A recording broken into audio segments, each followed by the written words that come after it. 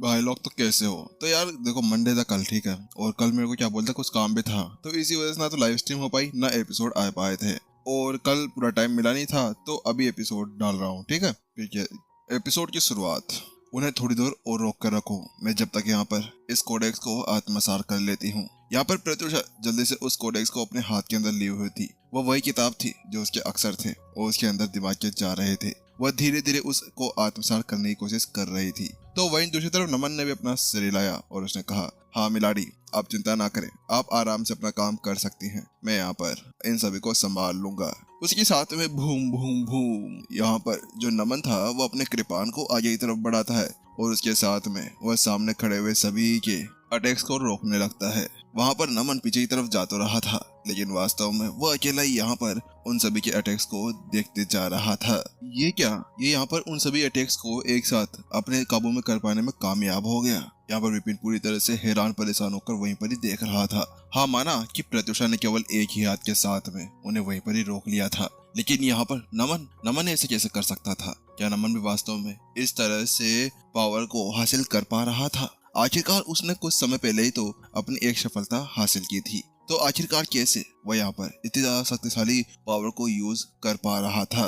अगर हाँ कि यहाँ पर वो अभी भी प्राचीन संत के ऊपर पहुंचा था, तो फिर उसके बाद में वो कितना ज्यादा पावरफुल हो सकता था? वास्तव में इस समय ना वहाँ पर कम से कम 20 के लगभग प्राचीन संत खड़े हुए थे, लेकिन फिर भी अकेला नमन उनके साथ में लड़ता जा रहा था।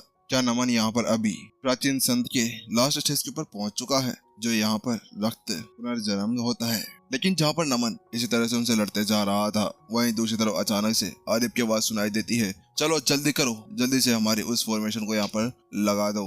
ऐसा लग रहा था जैसे कि यहाँ पर उसे अभी भी पता होगा कि हाँ वास्तव में ऐसा कुछ होने वाला था, तो उसके साथ में वो पूरी तैयारी करके हुए यहाँ पर आया हुआ था। उसके साथ में जल्दी से वो अपने पास में से एक टोकन बाहर निकालता है। दिखने में वो टोकन बिल्कुल काला सा था, लेकिन उसके ऊपर जो वर्ड्स थे वो यहाँ पर 3D पेंट के ऊपर बने हुए थे, जो यहाँ पर साफ साफ दिखाई दे रहे थे। अगले पल यहाँ पर जो दार्शनिकों स्कूल के स्टूडेंट्स और यहाँ पर जो प्राचीन संत थे, उन सभी ने उसके अंदर एनर्जी डालना शुरू कर दिया और उसके साथ में वो टोकन ऊपर उठने लगा और अगले पल विश, एक आवाज के साथ में ही उसके अंदर से एक ठंडी चमक बाहर निकलती है और धीरे धीरे वो पूरे आसमान को छाने लगती है। और इस जगह पर यहाँ पर अब धीरे धीरे जो टाइम था वह सील होने लगता है। वहीं अब यहाँ पर जो वह फॉर्मेशन अभी भी बनाया गया था वह धीरे धीरे करते हुए काला पड़ता हुआ जा रहा था। उसके अंदर सितारे दिखना शुरू हो गए थे।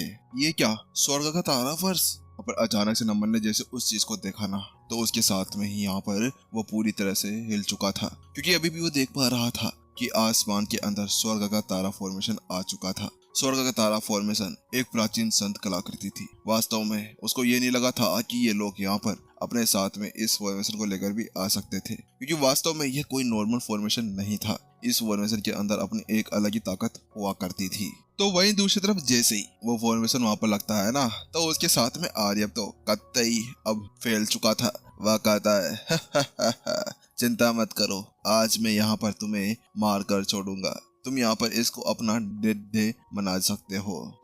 और वहीं दूसरी तरफ जो अभी प्रत्युषा के पीछे एक दरार बनी थी ना, वह अचानक से वहां पर उस फॉर्मेशन के द्वारा सील कर दी जाती है और वो वापस से ठीक होने लगती है। और कुछ समय बाद में वहां पर पूरी जगह समय हो चुकी थी जैसे कि वो पहले दिखाई दे रही थी। वहीं दूसरी तरफ विपिन भी अचानक से महसूस करता है कि उसके आसपास की जगह तेजी से जमती हुई जा रही थी, तो उसके साथ में ही तोड़ना। इतना कहने के साथ में जल्दी से विपिन अपने पास में से भाले को बाहर निकालता है और उसके साथ में अपने आगे चलाता है। लेकिन अगले पल वहां की उस जगह को कुछ भी नहीं होता है, क्योंकि वास्तव में इस जगह पर यह जगह बहुत ज्यादा खतरनाक हो चुकी थी। यह फॉर्मेशन कोई नॉर्मल फॉर्मेशन नहीं थी जिसके ऊपर वह लात को से मारकर उसको तोड़ सकता था। उसके साथ में अब जो आर्यव था वो ऊपर चला जाता है और कहता है तुम आज नहीं बचने वाले, इसके साथ में ही शुरू करो। वह ऐसा कहता है और जितने भी मास्टर टीचर्स नीचे थे ना, उन सभी ने उसके अंदर एनर्जी डालना शुरू कर दिया। जल्दी से आर्यव अब अपने अंदर उस एनर्जी को इकट्ठा करता है और फिर ऊपर की तरफ उस एनर्जी को छोड़ देता है। अगले पल वो एनर्जी एक जगह पर इकट्ठा होती है और उसके साथ में ही एक तारा बनना शुरू हो जाता है जो एक मीटेरोइड की तरह लग रहा था। अगले पल आर्यव अपने हाथ के एक इशारा करता है और उसको नीचे की तरफ फेंक देता है, जैसे वो ऐसा करता है कि वह तारा एक जोरदार स्पीड के साथ में आगे की तरफ बढ़ने लगता है। वह अब आसपास की पूरी जगह को तोड़ता हुआ आगे जा रहा था। माना कि ऐसे यहाँ पर ऐसा लग रहा था कि वह आसपास की पूरी जगह को तोड़ फोड़ देगा। वही नमन की तो एक पल के लिए हालत खराब हो गई थी। वास्तव में इस जगह पर है ना उसकी हालत दिखे हुए ऐसे लग रही थी जैसे कि उसके अंदर से सारे रस को चूस लिया गया हो। फिर वह जल्दी से यहाँ पर अपने उस कृपान को आगे निकालता है और उसको आगे करते हुए उसके ऊपर खून का चढ़ावा चढ़ा देता है। उसके बाद में जैसे वो ऐसा करता है ना कि जो कृपान थी उसके आगे एक एनर्जी का जोरदार तलवार निकल जाती है और यहाँ पर वो बड़ी सारी हो जाती है। उसके साथ में ही जो नमन था उसने उस ब्लेड को पीछे किया और उसके साथ में उसका जोरदार स्लेस उसके ऊपर कर दिया। अगले पल यहाँ पर एक चंद्रमा के आकार का एक स्लेस सीधा यहाँ पर उस तारे की तरफ बढ़ने लगा। अगले पल चक भू यहाँ पर उस तारे को वहीं पर ही नष्ट कर दिया गया। लेकिन उसके साथ में यहाँ पर जो नमन था वो पीछे की तरफ उड़ा दिया गया था। वास्तव में वो ब्लास्ट बहुत ज्यादा खतरनाक था। नमन 10 मीटर पीछे तक चला गया था और धड़ एक जगह जाकर वह गिर जाता है। उसके मुंह से खून निकलने लगता है। वहीं दूसरी तरफ आर्यन जोर जोर से हंसने लगता है। मैंने कहा था ना, मैंने कहा था आज मैं तुम्हें यहाँ पर नहीं छोड़ने वाला।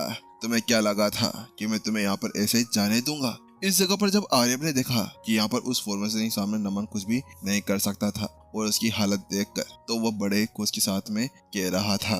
वहीं प्रत्युषा कहती है थोड़ी देर और रुको, मैं यहाँ पर इसको जल्दी ही अपने अंदर आत्मसात करने वाली हूँ। जैसे प्रत्युषा वह सब कुछ कहती है ना तो उसके साथ में यहाँ पर अब यहाँ जो नमन था वह रेडी हो चुका था, क्योंकि इस जगह पर यहाँ पर एक सबसे ज्यादा महत्वपूर्ण चीज आ चुकी थी। वो पीछे बिल्कुल भी नहीं हट सकता था। जल्दी से वो यहाँ पर अब पता नहीं क्या करता है कि अचानक से वो अपने हाथों को झटका देता है और जैसे वो ऐसा करता है ना कि उसके पीछे से यहाँ पर 2 हाथ निकल कर आ जाते हैं। अब वो यहाँ पर 4 आर्म्स बन चुका था। वास्तव में वो हाथ देखने से यहाँ पर डार्क रेड कलर के लग रहे थे, लेकिन वह हाथ है ना कंकाल के साथ में बने हुए थे। वह कंकाल के अंदर बहुत ज्यादा खतरनाक पावर भरी हुई थी। इसके साथ में यहाँ पर अब आर्यन भी रेडी हो जाता है। आर्यन भी अब जल्दी से एक और तारे को उसकी तरफ फेंक देता है, क्योंकि वो जानता था कि नमन की ऐसी हालत हो चुकी है तो उसके बाद में वह जल्दी उसको यहाँ पर ही मार सकता था। तो उसके साथ में और ज्यादा तारे उसकी तरफ वो फेंकने लगता है। वहीं दूसरी तरफ यहाँ पर नमन भी अब अपना एक पाँव नीचे पटकता है और ऊपर की तरफ बढ़ने लगता है। वो अपने उन हाथों का यूज कर रहा था जो हाथ अभी अभी उसके पीछे निकल कर आ चुके थे।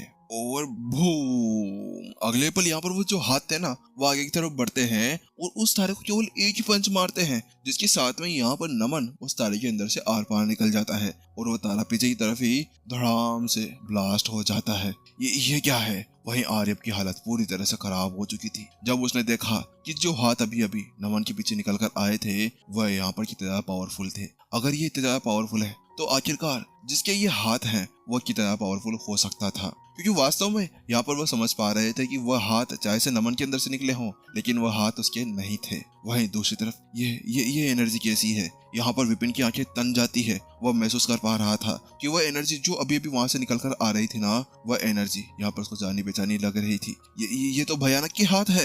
यहाँ पर अचानक से उसको महसूस होता है कि यहाँ पर वह भयानक के हाथ थे जो हाथ अभी नमन के पीछे से हाथ निकल कर आ रहे थे। लेकिन आखिरकार भयानक के हाथ उसके पास में कैसे जा सकते हैं? विपिन को यहाँ पर बिल्कुल कुछ भी समझ में नहीं आ पा रहा था कि आखिरकार यहाँ पर खेल क्या चल रहा था। आखिरकार ये कौन सा खेल था जो यहाँ पर लगाया हुआ है? तो वहीं आर्यन कहता है तुम आखिरकार क्या कर रहे हो प्रियांश? तुम्हें भी यहाँ पर कुछ करना चाहिए। अचानक से जो आर्यन था वह यहाँ पर राक्षसी जनजाति के प्राचीन संत यानी प्रियांश से बात करने लगता है। तुम यहाँ पर हम सभी के मरने का वेट कर रहे हो? तुमने जो कहा था तुम वह क्यों नहीं करने जा रहे हो? तो वहीं दूसरी तरफ प्रियांश अपना सर हिलाते हुए कहता है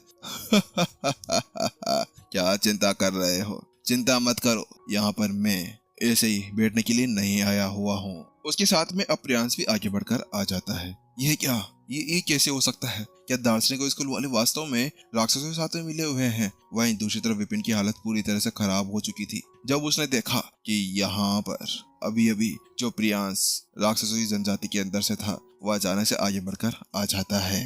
हालांकि यहाँ पर जो विपिन था ना वही नहीं था जो यहाँ पर पूरी तरह से हैरान परेशान था। भावेश, उसके अलावा यहाँ पर मास्टर टीचर पवेलियन के अंदर से आए हुए सभी प्राचीन संत भी इसी तरह से हैरान परेशान होते हुए उसको देख रहे थे। उसके साथ में जो प्रियांश था वो आगे बढ़ता है और अपने पास में से एक कपड़े को निकालता है और उसकी तरफ फेंक देता है, और अगले पल यहाँ पर वह कपड़ा सीधे जाकर उस हाथों के ऊपर जाकर गिर जाता है।